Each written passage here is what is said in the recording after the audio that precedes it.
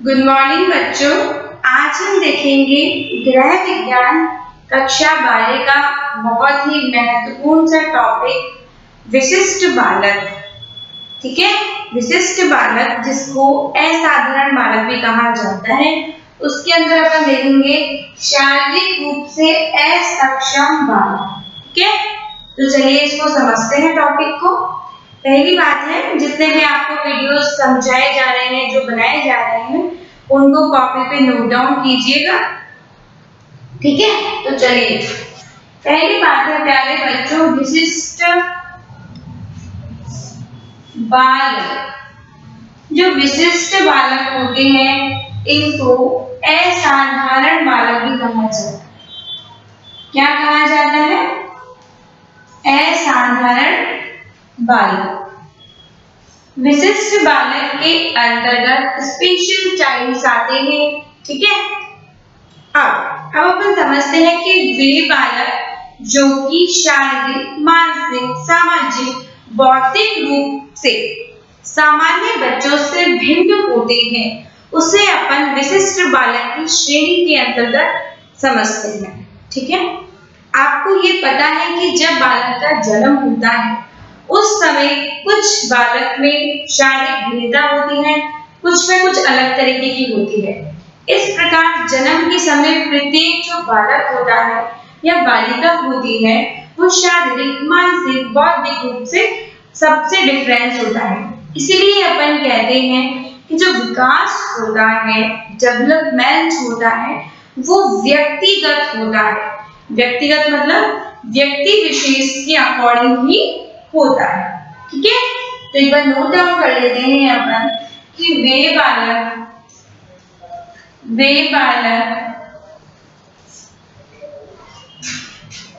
जो शारीरिक, मानसिक, बौद्धिक स्तर पर सामान्य से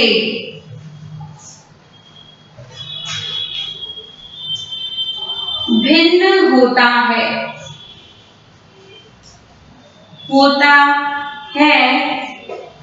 विशिष्ट या असाधारण बालक कहलाता है।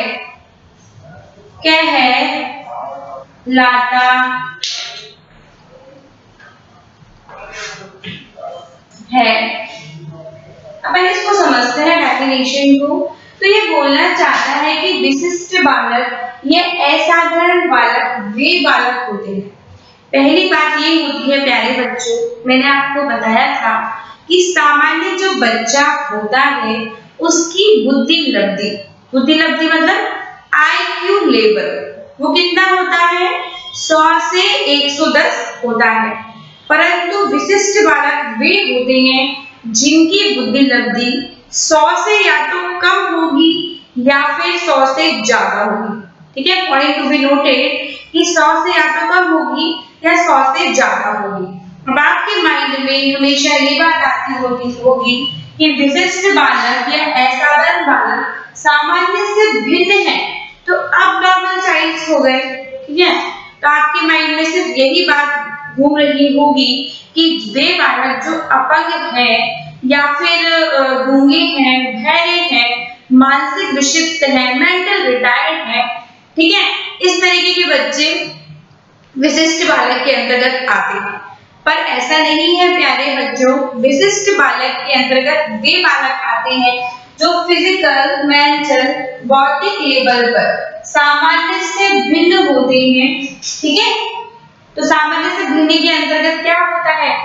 वे बालक जिनका IQ लेवल, जैसा कि मैंने अभी आपको बताया, 100 से अधिक है, वो बालक भी विशिष्ट बालक की श्रेणी के अंतर्गत ही आएगा। अब विशिष्ट बालक के रूप में आप देख सकते हैं प्रतिभाशाली बालक। आपने देखा होगा कि कुछ बच्चों का आईक्यू लेवल बहुत अच्छा होता है, बहुत हाई होता है, तो उस तरीके के जो बच्चे होते हैं वो भी विशिष्ट बालक की श्रेणी के अंतर्गत ही आते हैं। ठीक है, अब आपको समझ में आया कि वो बालक जिसमें प्रतिभा ज्यादा है वो भी विशिष्ट बालक है, और वे बालक जो मानसिक रूप से विशिष्ट है वो भी विशिष्ट बालक की श्रेणी के अंतर्गत ही आएगा।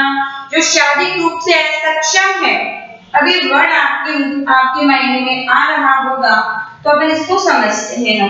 ठीक है, नोट डाउन कर लेना एक बार प्लीज इसको।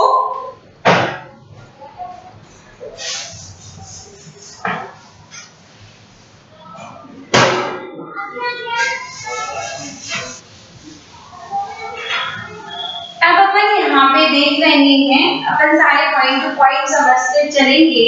तो अपन यहाँ पे देख रहे हैं आपके माइंड में ये शब्द आ रहा होगा विशिष्ट बालक। तो अपन ने समझ लिया कि वे बालक जिनकी प्रतिभा ज्यादा है या प्रतिभा कम है।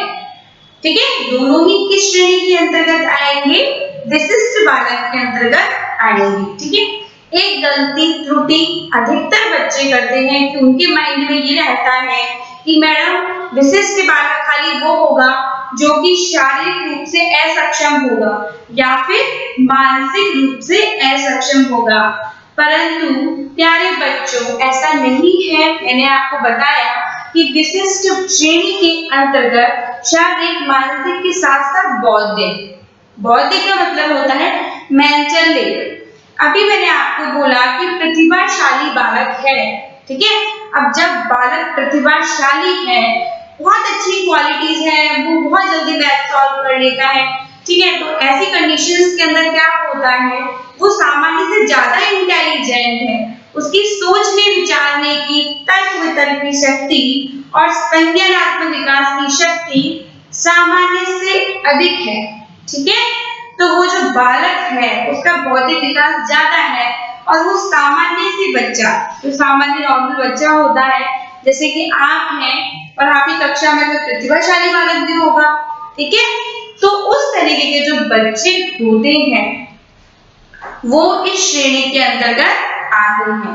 अब अपन ने देखा शारीरिक रूप से असक्षम बालक। सबसे पहले इस पॉइंट को समझना बहुत, असक्षम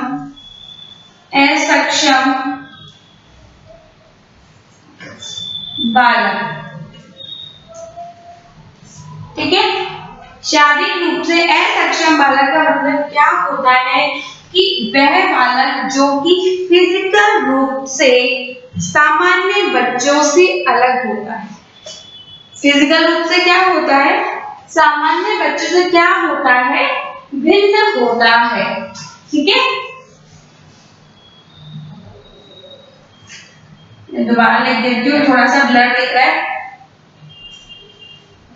ठीक है, तो वह बालक जो शारीरिक रूप से, फिजिकल रूप से, सामान्य रूप से जो बच्चे होते हैं उनसे भिन्न होता है। भिन्न क्यों होता है? क्योंकि जब बालक का विकास होता है गर्भावस्था के अंतर्गत, तो उस सिचुएशंस में अगर बालक का विकास भली भांति ठीक प्रकार से नहीं हो पाया है, तो ऐसी कंडीशंस में सारा प्रभाव उस बालक पे पड़ता है। ठीक है, सारे जो फिजिकली इश्यूज होते हैं कि बालक का एक हाथ नहीं है या एक पैर नहीं है, या फिर वो नाजुक प्रवृत्ति का है, या फिर उसके पोलियो से वो ग्रसित है जब उसका जन्म हुआ था, तो इस प्रकार के जो बच्चे होते हैं ना प्यारे बच्चों, वो स्पेशल चाइल्ड में आते हैं। आपने भी देखा होगा कि कुछ बच्चे ऐसे होते हैं जो जन्म से ही नेत्रहीन होते हैं। असक्षम बालक मतलब वो शारीरिक रूप से पूरी तरह से किसी भी काम को करने के लिए सक्षम नहीं है। तो अपन इसको देखेंगे, शारीरिक रूप से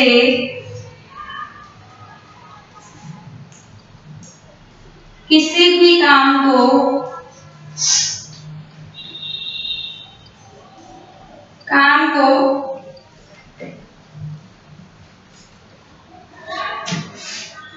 पूर्णतः करने में परेशानी होना या असक्षम होना। अब इस कंडीशंस में आपने क्या देखा कि आपने देखा होगा कि एक बच्चा जो अपंग है वो भी बहुत बड़ी उपलब्धि को प्राप्त कर सकता है। एक जो बच्चा बोलता सुनता नहीं है वो भी अपनी प्रतिभा का प्रदर्शन कर सकता है। ठीक है, ऐसा नहीं है। तो अपन इसके अंदर यही देखेंगे कि जो विशिष्ट बच्चे होते हैं उनको कौन कौन सी शिक्षण विधि से पढ़ाया जाता है, भविष्य में जाकर के उनका कौन सा कैरियर सेट कर दिया जाता है। ठीक है, कि भाई वो क्या कर सकते हैं, कैसे वो अपना जीवन यापन कर सकते हैं, अपने परिवार की जो आजीविका है उसको भली भांति तरीके से चला सकते हैं। तो ये सारी चीजें कौन सी अवस्था के अंतर्गत आएगा प्यारे बच्चों, कौन सी अवस्था के अंतर्गत आएगा? ये जन्म के बाद से शैशवावस्था की अवस्था से ही प्रारंभ हो जाता है। अब आपके माइंड में एक बात आती होगी कि बच्चा जन्म से शारीरिक रूप से असक्षम नहीं होता। ठीक है, लिख लिया इसको, आगे चलते हैं। अब अपन देख रहे हैं ऐसा नहीं है कि जब बालक का जन्म हुआ तभी वो शारीरिक रूप से असक्षम हुआ, है ना भाई। जरूरी नहीं है कि वो जन्म से ही उसके एक हाथ नहीं था, एक पैर नहीं था, वो नेत्रहीन था। ठीक है, ऐसा कोई कंपल्सरी नहीं होता। कुछ कंडीशंस ऐसी हो जाती हैं बच्चों के जन्म के उपरांत भी, जैसे कि आपने सुना होगा पोलियो होने से बच्चे के जो पैर होते हैं या हाथ होते हैं वो प्रभावित हो जाते हैं, क्योंकि जो पोलियो बीमारी होती है वो नर्वस सिस्टम को, आपके मस्तिष्क की जो तंत्रिकाएं हैं उनको प्रभावित करती हैं और बच्चे को वो बीमारी हो जाती है। तो ऐसी कंडीशंस में क्या होता है प्यारे बच्चों, ठीक है, कि बच्चा जन्म से असक्षम नहीं होता है, वो किस कारण हो जाता है, किसी बीमारी के कारण, किसी बीमारी के कारण, बीमारी के कारण या फिर कोई दुर्घटना हो गई हो। ठीक है, दुर्घटना होने के कारण और very important I will tell you कि अगर माता गर्भावस्था की अंत है, गर्भावस्था में है और उसके गर्भ में शिशु पल रहा है और अगर माता मादक पदार्थों का सेवन करती है, शराब, सिगरेट, स्मोकिंग, चरस, गांजा या कुछ भी वो ऐसी मादक पदार्थों का सेवन कर रही है या फिर वो ऐसी दवाइयां ले रही है जो गर्भावस्था में उसे नहीं लेनी चाहिए, तो ऐसी कंडीशंस में जो बच्चा होता है वो भी प्यारे बच्चों शारीरिक रूप से अपंग पैदा होता है। 100% उस बच्चे पे साइड इफेक्ट्स पड़ते हैं। इसीलिए ऐसा कहा जाता है कि जब माता गर्भावस्था के अंदर होती है तो माता को इस प्रकार के मादक पदार्थों का सेवन नहीं करना चाहिए। इवन माता को प्यारे बच्चों कुछ नशीली दवाइयों का भी सेवन करने से डॉक्टर बिल्कुल मना कर देता है। ठीक है, तो इसको आप एक बार लिख लीजिएगा, गर्भावस्था में माता द्वारा मादक पदार्थों के सेवन से, ठीक है, मादक पदार्थों के सेवन से। तो अभी अपन इसको समझा कि शारीरिक रूप से असक्षम जो बालक होते हैं वो कौन कौन से रीजंस होते हैं जिसके कारण बालक शारीरिक रूप से असक्षम पैदा होता है। ठीक है, लिखो इसको।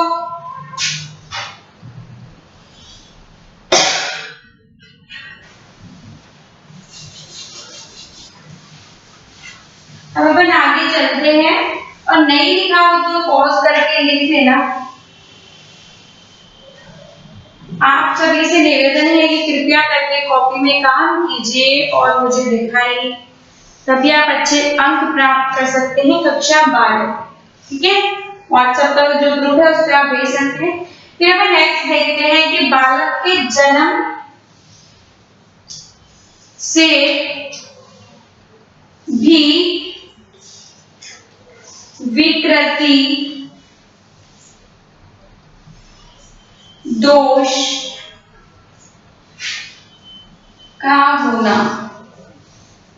आपने ये देखा होगा कि कई बार जब बालक का जन्म होता है तो जन्म से ही किसी विकृति के साथ जन्म लेता है, या तो वो अंधा होता है, या उसकी दृष्टि कमजोर होती है, या फिर वो पैर से पोलियो से ग्रसित होता है। तो कोई सी भी कंडीशंस हो सकती है। कौन सी अवस्था में?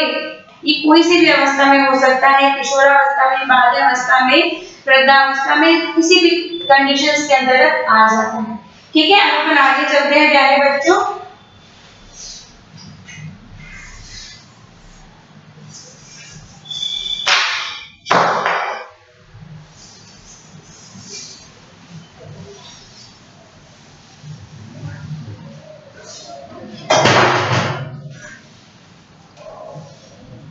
अपन देखेंगे पॉइंट नंबर फर्स्ट है ये, शारीरिक रूप से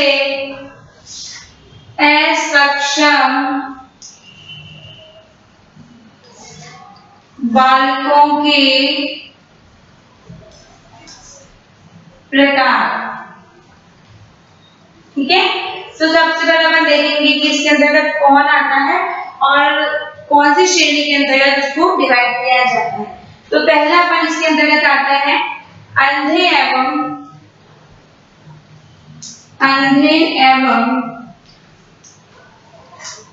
कमजोर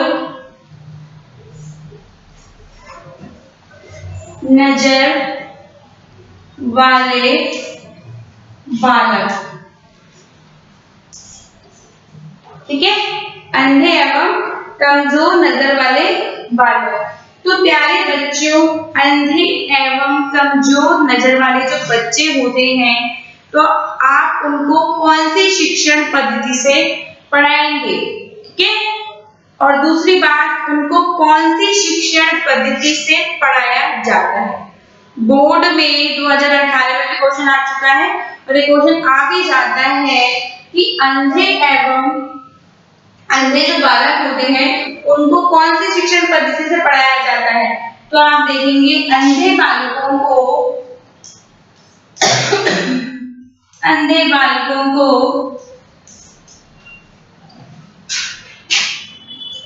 ब्रेल पद्धति। कौन सी पद्धति? ब्रेल पद्धति के माध्यम से पढ़ाया जाता है। प्यारे बच्चों, जिस प्रकार आपको कॉपी पेन के माध्यम से आप देख सकते हैं तो नॉर्मल कंडीशंस में आपको पढ़ाया जाता है, उसी प्रकार जो अंधे बच्चे होते हैं उन्हें ब्रेल पद्धति से पढ़ाया जाता है। इस पे क्वेश्चन बनता है 1 नंबर का। इसको बिल्कुल ढंग से लिखना, देख लेना कि ब्रेल पद्धति लिखते कैसे हैं। आपके माइंड में होता है, गलत लिख के आते हैं, नंबर कट जाते हैं, उसके जिम्मेदार आप स्वयं होते हैं। ठीक है, तो ब्रेल पद्धति के माध्यम से पढ़ाया जाता है। आपने भी देखा होगा कि कई ऐसे स्कूल्स हैं जो कि अंधे बच्चों को शिक्षण कराते हैं। ठीक है, तो उसमें ब्रेल पद्धति में क्या होता है, लिख लिया तो मैं आपको बताती हूँ कि ब्रेल पद्धति में अक्षर उभरे हुए होते हैं। जो अक्षर होते हैं वो उभरे हुए होते हैं, और जो नेत्रहीन बालक है, क्योंकि वो देख नहीं सकता, भाई अंधा है तो नेत्रहीन है, नेत्रहीन है तो क्या वो देख नहीं सकता, और देख नहीं सकता तो वो फील करेगा। क्या करेगा? वो फील करेगा, महसूस करेगा, उभरे अक्षर जो होते हैं उनको महसूस करेगा और उसकी पद्धति से क्या करेगा, वो अध्ययन करता है। बहुत सारे ऐसे मदरसे हैं या फिर ऐसे स्कूल्स हैं जहां पर इस प्रकार के बच्चों को पढ़ाया जाता है। ठीक है, ये एक बार नोट डाउन कर लो, आगे चलते हैं।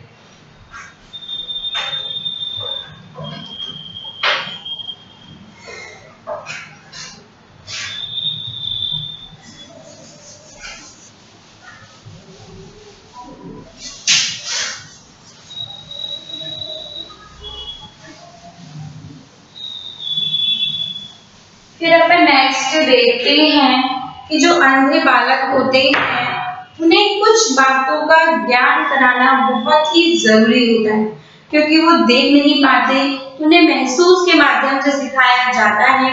जैसे कि अस्पताल में जाना, सड़क पार कराना, इस तरीके की चीजें उनको कराई जाती हो। किसके माध्यम से, लाठी के माध्यम से, कि उनके पास एक स्टिक होती है जिसके माध्यम से वो किसी चीज को महसूस कर सकते हैं। ये बच्चे भी अपना बहुत अच्छा कैरियर भविष्य में आगे जाकर के सेट कर लेते हैं।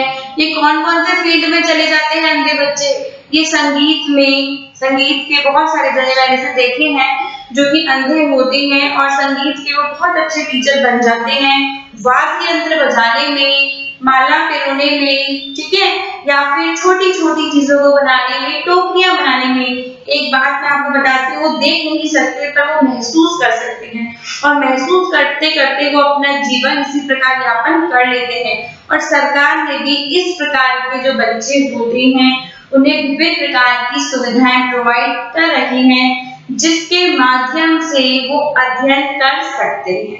ठीक है, पॉइंट टू बी नोटेड। फिर इसमें नेक्स्ट दे रखा है कमजोर नजर वाले बालक। आपने देखा होगा कि कुछ बच्चे ऐसे होते हैं जो देख तो सकते हैं परंतु उनकी नजरें क्या होती हैं, बहुत ही अधिक कमजोर होती हैं। तो एक शिक्षक को क्या करना चाहिए, शिक्षक को चाहिए कि कक्षा में उसे श्याम पट्ट मतलब ब्लैक बोर्ड के निकट बिठाना चाहिए। कक्षा में बालक को श्याम पट्ट के निकट बैठाना चाहिए।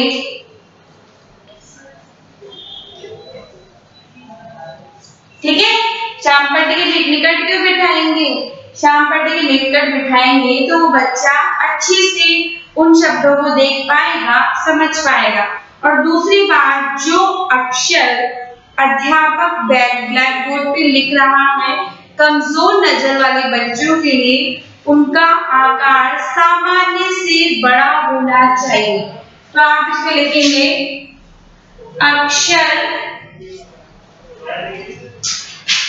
के आकार को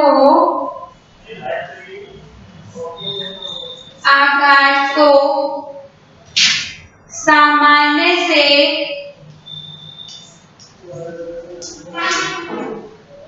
बड़ा लिखना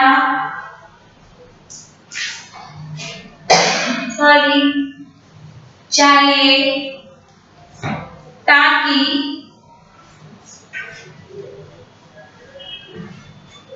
बालक देख सके। ठीक है, और दूसरी बात है प्यारे बच्चों, आपने उसको आगे भी बिठा दिया, ब्लैक बोर्ड पे भी दिखा दिया, परंतु एक बात ये है कि बच्चे को हमेशा मोटिवेट करना चाहिए कक्षा में ही, कि अध्यापक को भी, परिवारजनों को भी और आपसी मित्रों को भी, ताकि वो बच्चा सामान्य से खुद को भिन्न ना समझे। आपने देखा होगा जो बच्चे विशिष्ट बालक की श्रेणी के अंतर्गत आते हैं वो डरे सहमे से रहते हैं। अगर वो प्रतिभाशाली है तो वो बहुत अच्छी फील्ड के अंदर है, उसका क्राइटेरिया अलग है, परंतु वो बालक शारीरिक रूप से असक्षम है तो उसके अंदर हीन भावना आ जाती है। तो उस हीन भावना को हटाना चाहिए। ठीक है, लिखना चाहिए, इसको लिख लो, फिर आगे चलते हैं।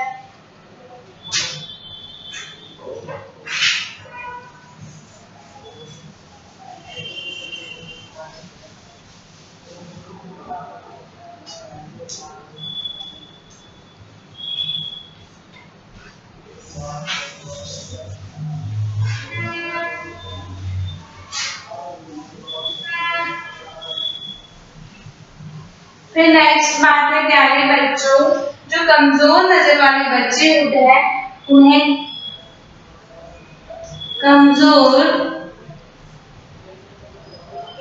नजर वाले बच्चों को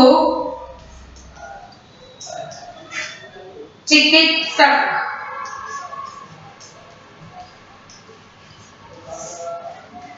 विशेषज्ञ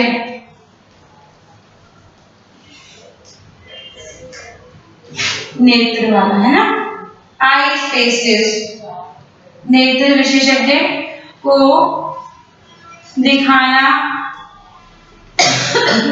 चाहिए,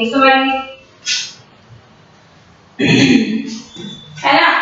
तो बेसिकली क्या बोल रहे हैं आपको कि जो बालक कमजोर है, आई साइट उसकी वीक है, सबसे इम्पोर्टेंट बात ये करना चाहिए कि जो बच्चा होता है वो छोटी उम्र के अंदर ही है, और अगर उसे चिकित्सक को दिखाया जा रहा है, विशेषज्ञ से कंसल्ट किया जा रहा है, तो वो बच्चा सामान्य बच्चों की तरह भी अध्ययन कर सकता है, बशर्ते उसको सही टाइम पे सही इलाज मिल जाना चाहिए। ठीक है, लिख लिया, लिखो इसको एक बार।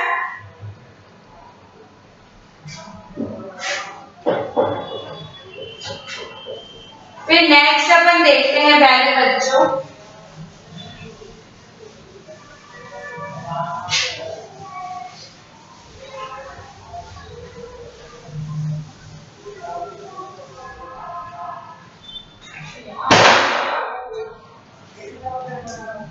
मूक एवं बधिर बालक।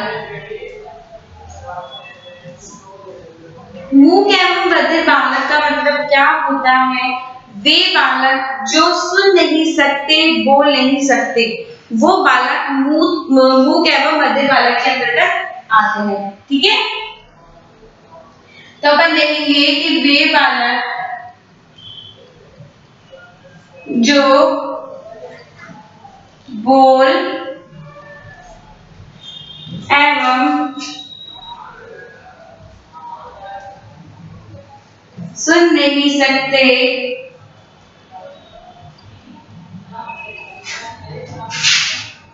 मूक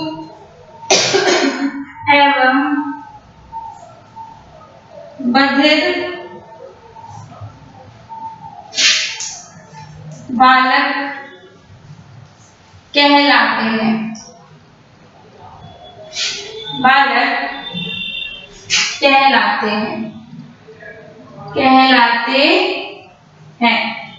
प्यारे बच्चों, इस प्रकार के जो बालक होते हैं उन्हें डम एवं डफ बालक भी कहा जाता है। ऐसी कंडीशंस में आपने क्या देखा होगा कि मूक बालक वो होते हैं जो बोल नहीं पाते, जो कभी बोल नहीं पाते हैं, अपने भाव को प्रदर्शित नहीं कर पाते हैं बोलकर, भाव को तो प्रदर्शित करते हैं परंतु वो बोल नहीं पाते हैं, वो होते हैं मूक बालक। और बधिर बालक वे होते हैं जो कि सुन नहीं पाते हैं, सुनने में असक्षमता होती है।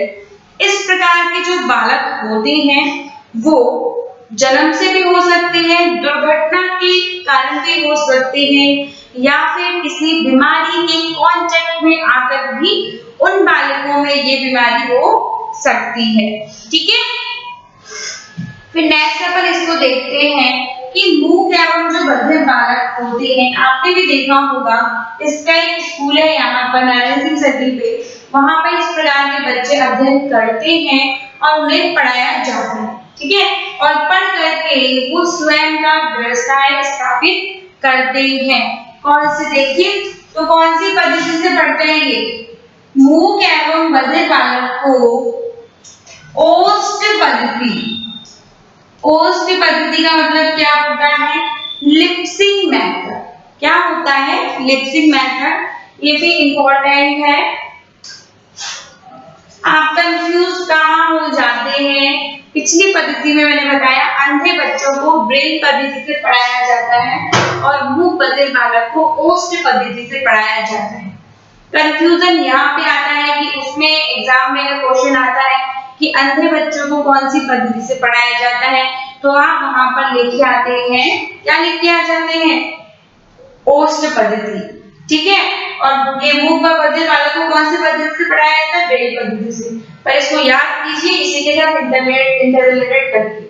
मूक एवं जो बधिर बालक होते हैं वो बालक ओस्ट पद्धति, ओस्ट पद्धति मतलब लिप्सिंग मेथड, वहां के जो शिक्षक होते हैं वो बालकों को बताते हैं ओस्ट के माध्यम से, सिंबल के माध्यम से। ओस्ट मतलब होठों के माध्यम से पढ़ाया जाता है, जैसे मम्मी, पापा, इस तरीके के शब्द उनको लिप्सिंग से समझाए जाते हैं। ओस्ट पद्धति मतलब होठों के माध्यम से समझाना। ठीक है, के माध्यम से। साथ में ही प्यारे बच्चों, इस तरीके के जो बालक होते हैं उन्हें विशेष प्रकार से सिंबल्स के माध्यम से, जैसे हर चीज का एक सिंबल बताया जाता है। टाइम का सिंबल ये होता है, बोलने का ये होता है, मम्मी का सिंबल ये मानते हैं वो, क्योंकि मम्मी कांटा पहनती है इसलिए मम्मी का सिंबल ये है, पापा की मूंछ होती है इसलिए पापा का सिंबल ये होता है। तो सिंबल के माध्यम से उन बालकों को पढ़ाया जाता है। कौन सी पद्धति के अंतर्गत? ओस्ट पद्धति के अंतर्गत। भविष्य में जाकर के इस प्रकार के जो बालक होते हैं इनके लिए भी सरकार ने बहुत तरीके की स्कीम्स प्रोवाइड कर रखी है और बालक उसी में अध्ययन करके, प्रशिक्षण प्राप्त करके, व्यवसायिक स्तर पर प्राप्त करके अपना कैरियर सेट कर लेता है और अपना जीविकोपार्जन कर लेता है। लिखो इसको।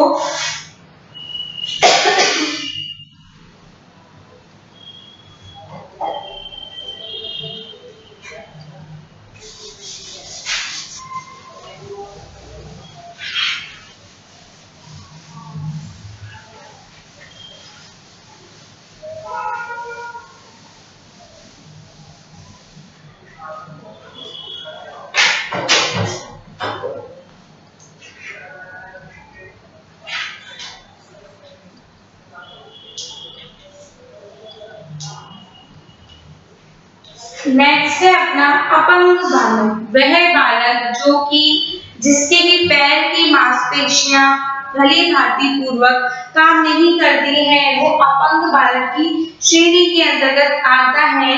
जैसे कि मैंने आपको बताया था कि एक बच्चा पोलियो से ग्रसित हो गया है तो अपंग बालक की श्रेणी के अंतर्गत वो आ गया है। तो इसमें अपन देखेंगे मांसपेशियों जो पैरों की मांसपेशियां हैं, मांसपेशियों की क्रियाविधि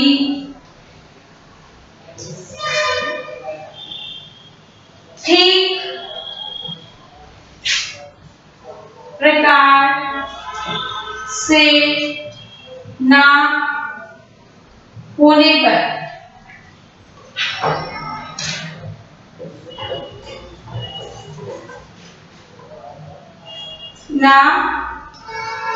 पर ठीक है।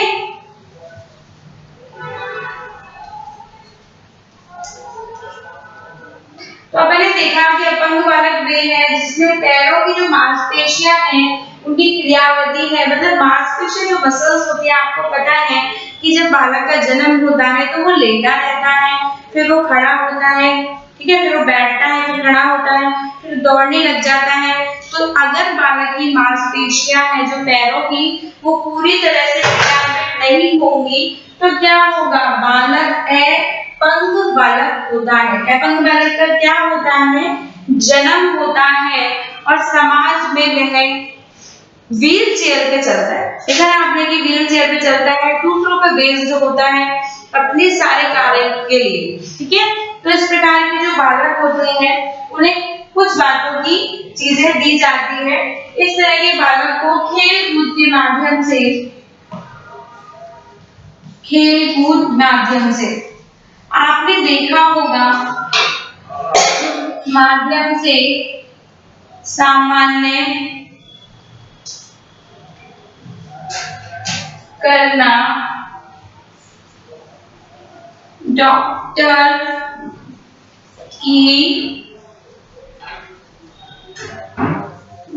के इलाज द्वारा, ठीक है। तो इस प्रकार के जो बालक होते हैं उनकी पैरों की मांसपेशियां ठीक प्रकार से काम नहीं करती हैं और वो अपंग बालक की श्रेणी के अंतर्गत आते हैं। परंतु आज के जमाने में वे बालक जो अपंग बालक की श्रेणी के अंतर्गत आते हैं उन्हें बहुत सारी ऐसी विधियां हैं जिसके माध्यम से शिक्षण कराया जाता है, ठीक है। पढ़ते भी हैं वो और आगे जाकर के वो उनका कैरियर भी सेट हो जाता है। कौन सी श्रेणी के अंतर्गत? वो हो जाता है प्यारे बच्चों अपने खेल कूद की श्रेणी के अंतर्गत के आपने देखा होगा। और बहुत सारे ऐसे चीज है जिसमें बालक स्वयं को क्या कर रहा है, प्रदर्शित कर रहा है। फिर नेक्स्ट अपन इसके अंतर्गत समझते हैं भाषा दोष युक्त बालक।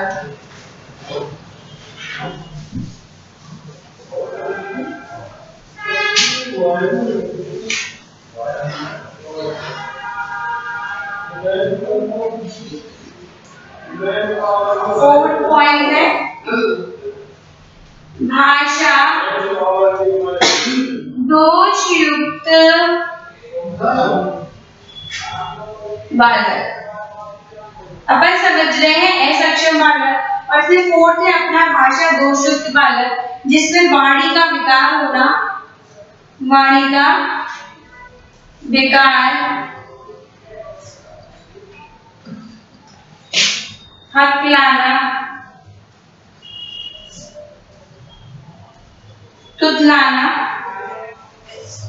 आदि। तो भाषा दोष युक्त विकार वाले जो बच्चे होते हैं वो क्या होते हैं, वो कई वर्ड्स को ठीक प्रकार से नहीं बोल पाते हैं।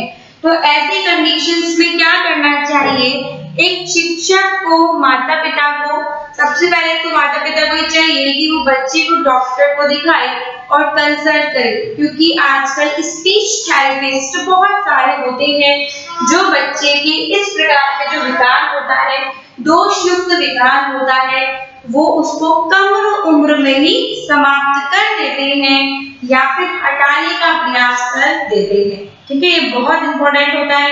अगर वो डॉक्टर से कंसल्ट करता है तो बच्चे सामान्य हो जाते हैं। दूसरी बात, अगर बच्चा तुतलाकर बोल रहा है तो माता पिता और शिक्षक को ये नहीं चाहिए कि वो उसी की तरह तुतलाकर बोले। कई बार प्रेम भाव प्रदर्शित करने के लिए माता पिता उससे उसी ही भाषा में बोलते हैं जो भविष्य में जाकर के बच्चे के लिए, ठीक है, एक बहुत बड़ी परेशानी हो जाती है। तो बच्चे को क्या करना चाहिए, पहली बात ये है कि स्पीच थेरेपिस्ट से कंसल्ट करना चाहिए, डॉक्टर को दिखाना चाहिए, ठीक है। विशेषज्ञ कौन सा, स्पीच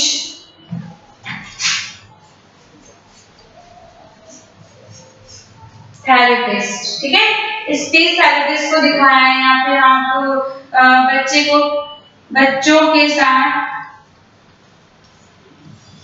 बच्चों को सामान्य करने का प्रयास।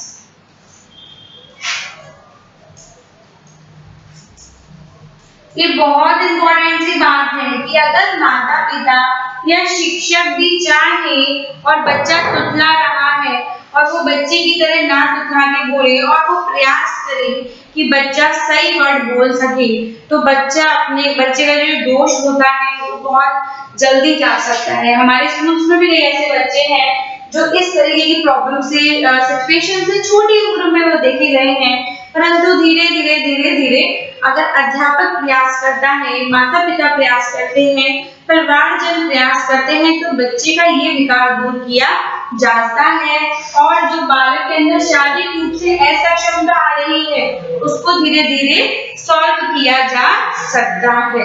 फिर नेक्स्ट अपन देखते हैं प्यारे बच्चों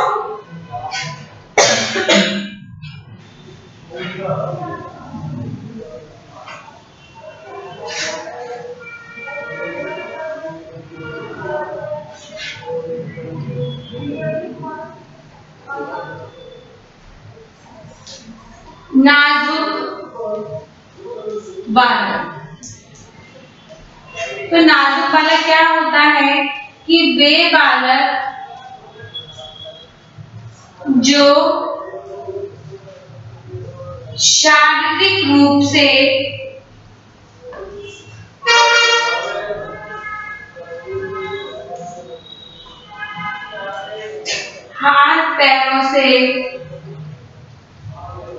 हाथ पैरों या शरीर से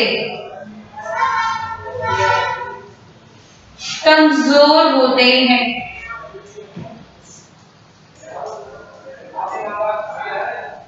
आपने प्यारे बच्चों कई बच्चे देखे होंगे और जब हमारे स्कूल में भी ऐसे बच्चे आपने उनको देखा भी होगा कि नाजुक बालक क्या होते हैं कि वे बालक जिनके हाथ पैर या तो उस बच्चे के हाथ या पैर बहुत ही कमजोर हैं, वो ठीक से काम नहीं कर रहे हैं, फंक्शनिंग नहीं कर रहे हैं, वो बच्चा ठीक से नहीं चल पाता है या नहीं से वो लिख पाता है। रीजंस क्या है? क्योंकि उसके शरीर की हाथ और पैरों की जो मांसपेशियां हैं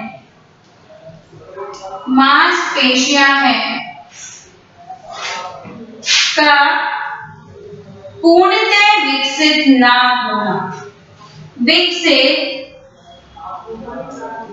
ना होना हाथ या पैरों की जो मांसपेशियां पूरी तरह से डेवलप नहीं हुई हैं, तो ऐसी कंडीशंस में क्या होता है, बच्चा शारीरिक रूप से क्या हो जाता है, कमजोर हो जाता है, उसके शरीर की क्रियाविधि ढंग से वो नहीं कर पाता और वो दूसरे पे आश्रित हो जाता है। ठीक है, या फिर उन बच्चों की जो शरीर होते हैं वो कमजोर हो जाते हैं। पहली चीज जो इस प्रकार के बच्चों के साथ करनी चाहिए, लिख लो एक बार,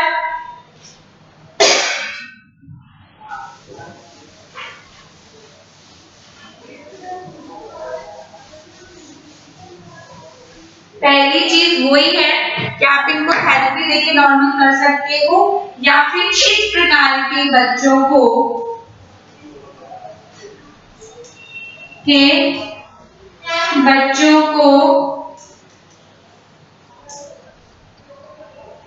प्रेरणा देकर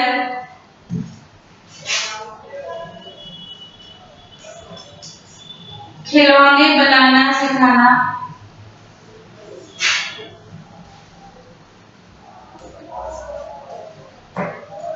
मूर्ति पिरोना,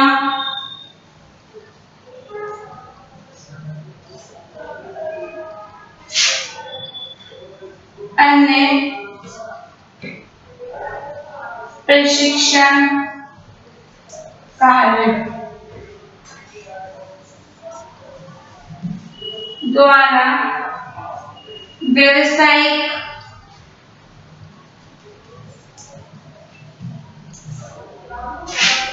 ज्ञान दे सकते हैं। ठीक है, तो प्यारे बच्चों, नाजुक बालक मैंने बताया कि वे बालक जो कि शारीरिक रूप से या फिर हाथ पैरों के रूप से अपंग होते हैं और कमजोर होते हैं, दुर्बल होते हैं, और सबसे बड़ी प्रॉब्लम उनके अंदर पाई जाती है कि वे बालक हीन दृष्टि से ग्रसित होते हैं। उन्हें यह लगता है कि ये काम मैं नहीं कर सकता। ठीक है, तो सबसे पहले बात है कि इस प्रकार के बच्चों को अन्य बच्चों की तरह प्रेरणा देनी चाहिए, क्योंकि कई बार क्या होता है कि माता पिता इस प्रकार के बच्चों को भी सामान्य प्रकार के बच्चों के स्कूल में एडमिशन दिला देते हैं। हमारे यहाँ पे भी कई बच्चे ऐसे हैं, पर वो बच्चा डरा सहमा सा बैठा रहता है, क्योंकि उसे लगता है कि मेरे अंदर कमियां हैं, मैं चल नहीं सकता, मेरे हाथ की जो मैं बहुत अच्छे से राइटिंग में काम नहीं कर सकता, या मैं ठीक से लिख नहीं सकता। इस तरह के नेगेटिव थॉट्स उस बालक के अंदर आते हैं सबसे पहली बात है, आप बालक को मोटिवेट कीजिए, प्रेरणा दीजिए और ये बताइए कि आप कर सकते हैं बेटा। उसको प्रेरणा के माध्यम से वो बच्चा स्वयं को प्रदर्शित कर सकता है, अपने आप को एक संबल बना सकता है, नाजुक बालक। ठीक है। फिर नेक्स्ट बोल रहा है कि खिलौने का प्रशिक्षण लेकर के खिलौने बनाना, मोती पिरोना, अन्य प्रशिक्षण के बहुत सारे ऐसे फील्ड हैं जिसमें नाजुक बालक काम कर सकता है और वो काम करके व्यवसाय करके अपने धन को अर्जित कर सकता है, जीविकोपार्जन कर सकता है। तो आज के वीडियो में बच्चों आपने समझा विशिष्ट बालक में शारीरिक रूप से असक्षम बालक। तो नेक्स्ट वीडियो में समझेंगे। कोई परेशानी हो तो व्हाट्सएप ग्रुप पे आप मुझसे पूछिए और पढ़ाई कीजिए। धन्यवाद।